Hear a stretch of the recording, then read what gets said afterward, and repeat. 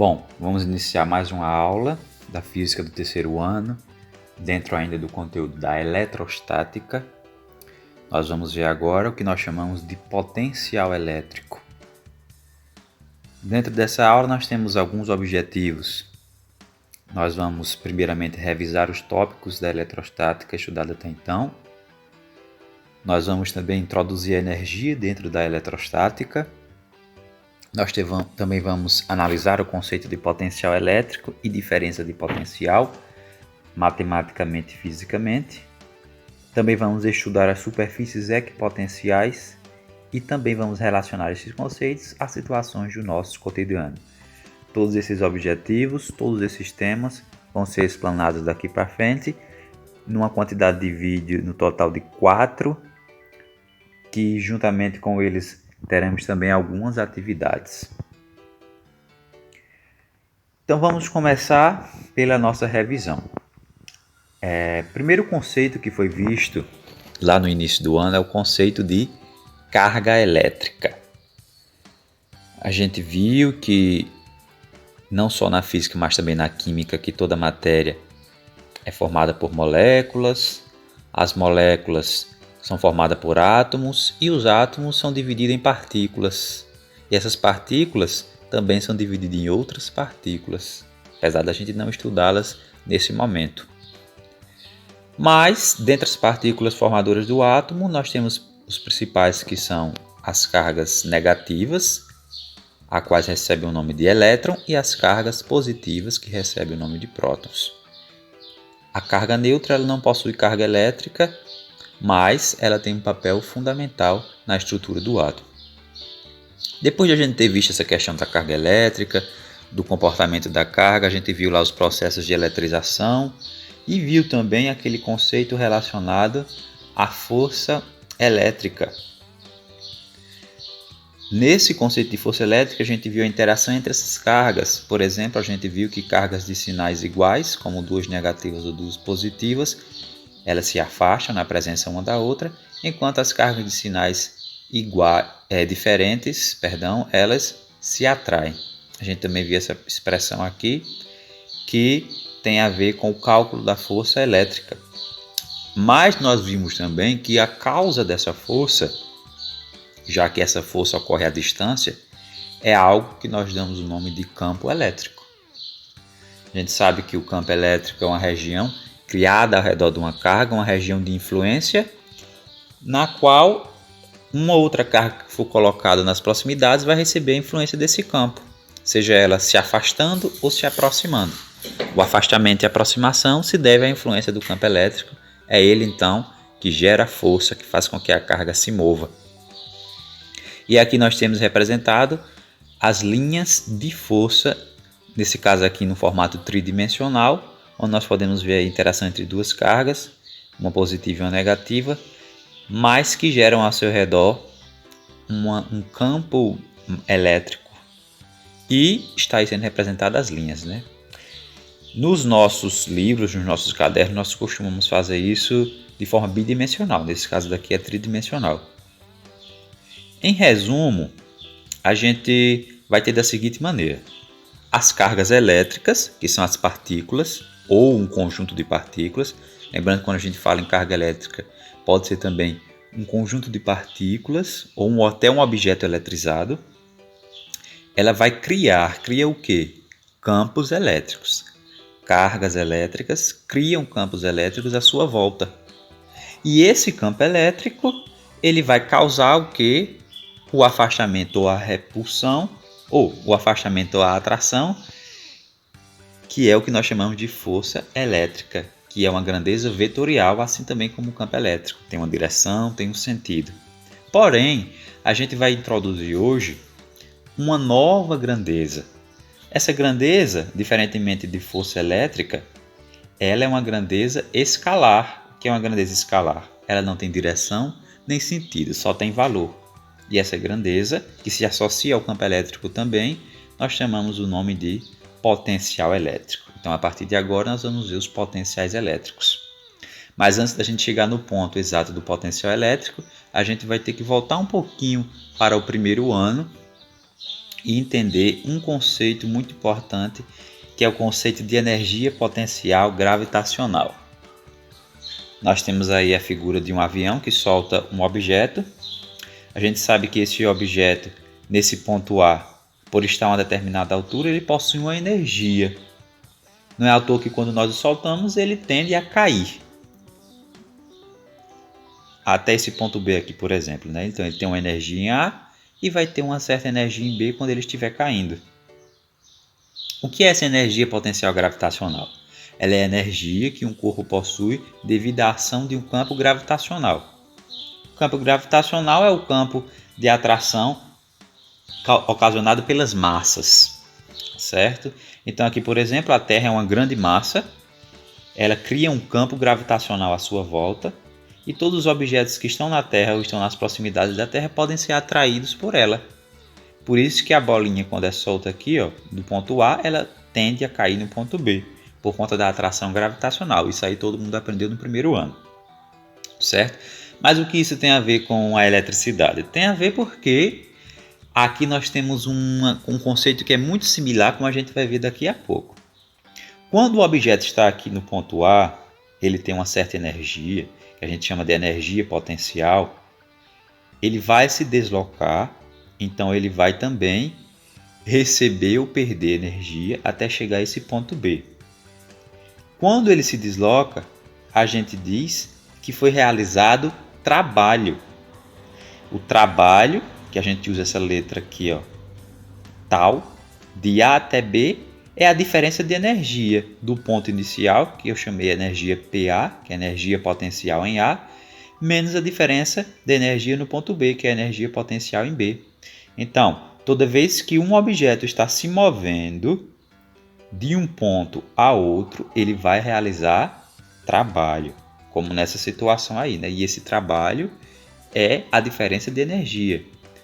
Quando eu tenho energia, a energia é capaz de realizar trabalho, é capaz de fazer com que o objeto se mova. E essa energia, em termos aí de potencial gravitacional, a gente calcula como mGh, energia potencial gravitacional, certo? Então, em resumo, aqui nós temos que o campo gravitacional da Terra atrai os objetos. Se eles se movem nesse campo, eles realizam um trabalho que é igual à diferença de energia. Agora vamos fazer a comparação com o caso elétrico. No caso elétrico, nós também temos energia potencial. Só que como é devida às questões elétricas, ao campo elétrico, nós vamos chamar ela de energia potencial elétrica. O que é essa energia potencial elétrica? É simples. É a energia associada à ação de um campo elétrico. Então, onde existe campo elétrico, vai existir um determinado tipo de energia. E a gente chama esse tipo de energia potencial elétrica.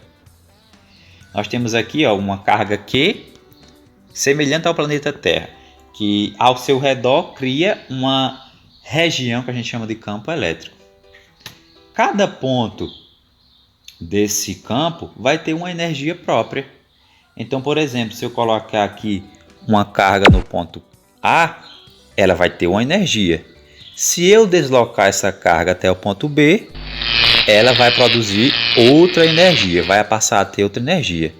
Só que, como eu desloquei o objeto de A para B, gerei trabalho. Toda vez que eu desloco o objeto, eu gero trabalho.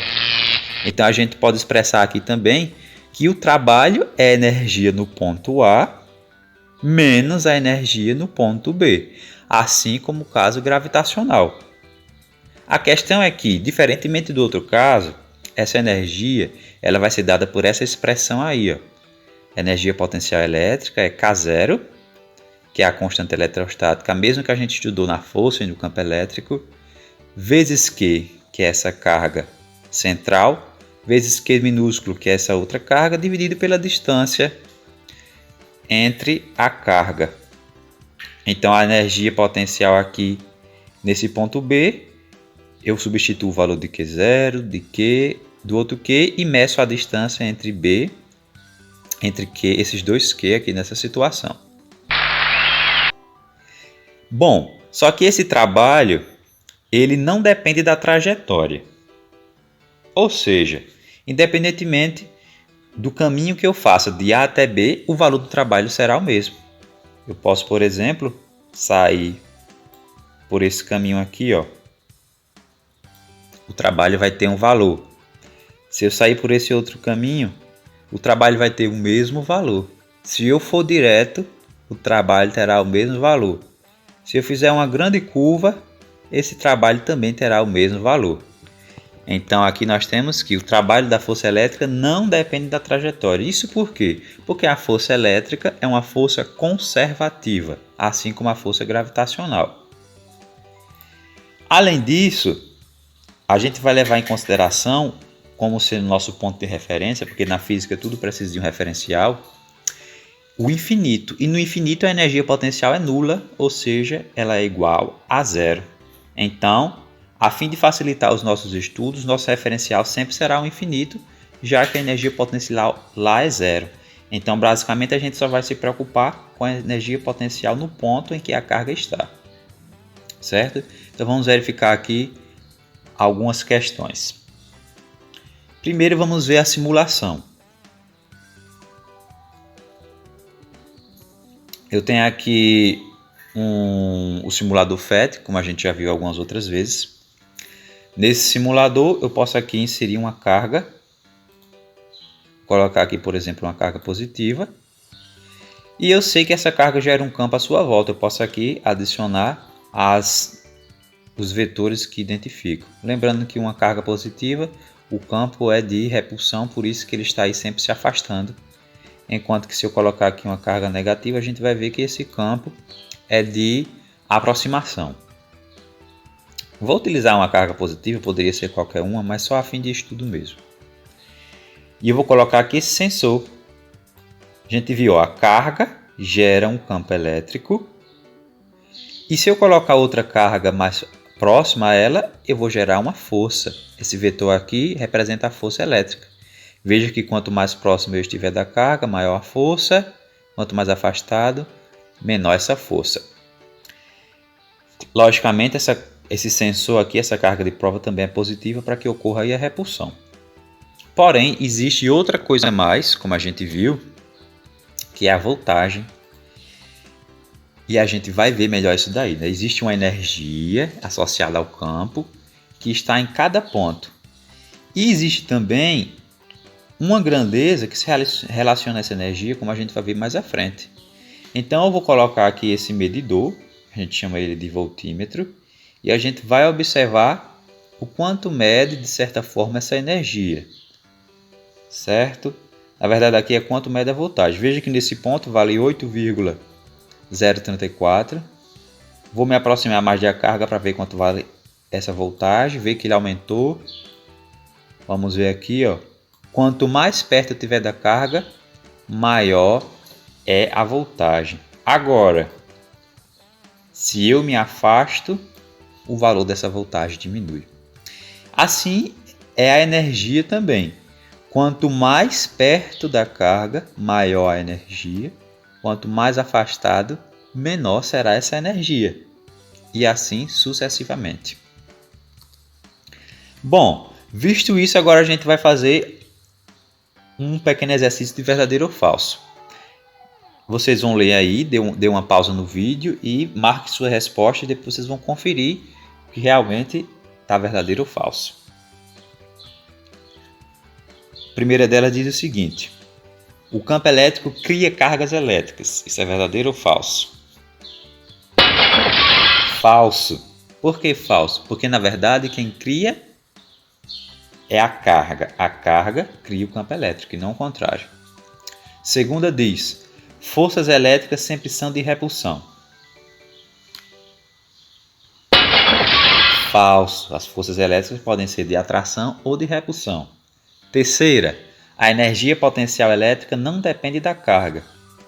Então eu não preciso da carga para ter essa energia. Falso. Totalmente falso. A energia elétrica depende da carga, que depende também do campo elétrico. Essa energia, né? Outra, a energia potencial elétrica é um vetor. Falso. A energia elétrica não é um vetor, ela é um escalar. ela não tem direção nem sentido. O seu valor está em cada ponto ao redor da carga. Depois, a energia potencial elétrica varia com o deslocamento da carga. Verdadeiro. Por quê? Porque quanto mais longe eu estiver da carga, menor essa energia. Quanto mais perto eu estiver, maior essa energia. Por fim, quando se desloca a carga, a força elétrica realiza trabalho. Verdadeiro. Toda vez que eu desloco um objeto de um ponto para o outro e não volto para o mesmo lugar, é claro, eu realizo trabalho. Seja ele um objeto grande, como um carro, ou uma partícula elétrica. E no caso daí, a força elétrica é que vai realizar esse trabalho. Vejam o próximo vídeo então para dar continuidade às nossas atividades.